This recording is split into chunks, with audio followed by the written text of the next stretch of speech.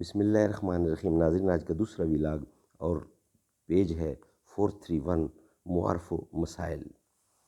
ناظرین، قرآن کریم کا ترجمہ، تشریح اور تفسیر آپ کی خدمت میں پیش کرنے کو جا رہے ہیں۔ اس کتاب کا نام ہے معارف القرآن، جلد اول، سورۃ الفاتح سے لے کر سورۃ البقرہ، پارہ اول تا پارہ تیسرا، رکوع 8واں۔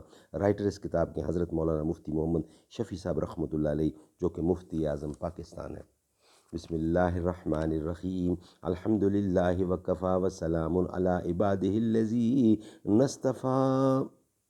قال النبی صلی اللہ علیہ وسلم خیرکم من تعلم القرآن وعلمہ۔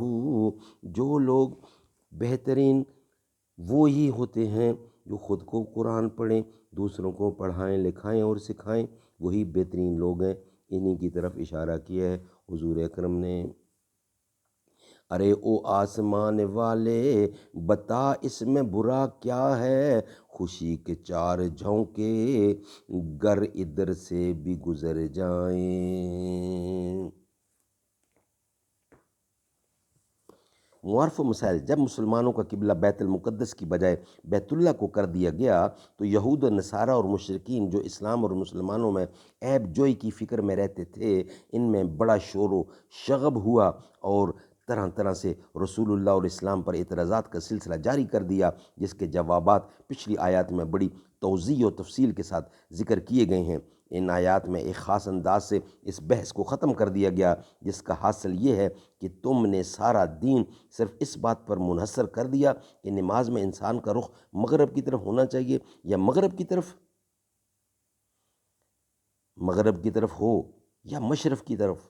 مراد اس سے مطلق جہات اور سمتیں ہیں، یعنی تم نے صرف سمت جہت کو دین کا مقصد بنا لیا اور ساری بحثیں اسی میں دائر ہو گئیں، گویا شریعت کا کوئی اور حکم ہی نہیں ہے۔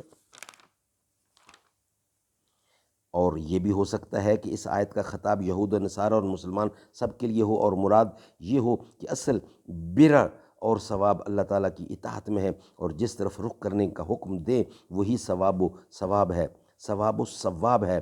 اپنی ذات کے اعتبار سے مشرق و مغرب یا کوئی جانب جہت نہ کوئی اہمیت رکھتی ہے نہ ثواب، بلکہ ثواب دراصل اطاعت حکم کا ہے۔ جس جانب کا بھی حکم ہو جائے، جب تک بیت المقدس کی طرف رخ کرنے کا حکم تھا وہ ثواب تھا، اور جب بیت اللہ کی طرف رخ کرنے کا ارشاد ہوا تو تب اب وہی ثواب ہے، جیسا کہ بسلسلہ ربط آیات بیان ہو چکا ہے کہ اس آیت سے سورۃ البقرہ کا ایک نیا باب شروع ہو رہا ہے، جس میں مسلمانوں کے لیے تعلیمات و ہدایات اصل ہیں، مخالفین کے جواب ضمنی۔ اسی لیے اس آیت کو احکام اسلامیہ کی ایک نہایت جامع آیت کہا گیا ہے۔ اس کے بعد بقرہ کے ختم ہونے تک تقریباً اسی آیت کی مزید تشریحات ہیں۔ اس آیت میں اصولی طور سے تمام احکام شرعیہ، اعتقادات، عبادات، معاملات، اخلاق کا اجمالی ذکر آ گیا ہے۔ سبحان اللہ، سبحان اللہ۔ ناظرین، یہ تھا دوسرا ویلاگ۔ اب انشاءاللہ ویلاگ نمبر 3 کی طرف ہم بڑھ رہے ہیں۔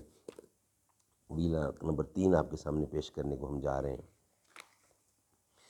اب تو بس ایک ہی دھن ہے کہ مدینہ دیکھوں، آخری وقت میں کیا رونق دنیا دیکھوں، فکر و فاقہ ہی رہا جس کے مکینوں کا نصیب، چشم عبرت سے میں وہ مسکن زہرا دیکھوں، میں کہاں ہوں یہ سمجھ لو تو اٹھاؤں نظریں، دل سنبھل جائے تو میں جانب خضرا دیکھوں، میں نے جن آنکھوں سے دیکھا ہے کبھی شہر نبی، اور ان آنکھوں سے اب کیا کوئی جلوہ دیکھوں۔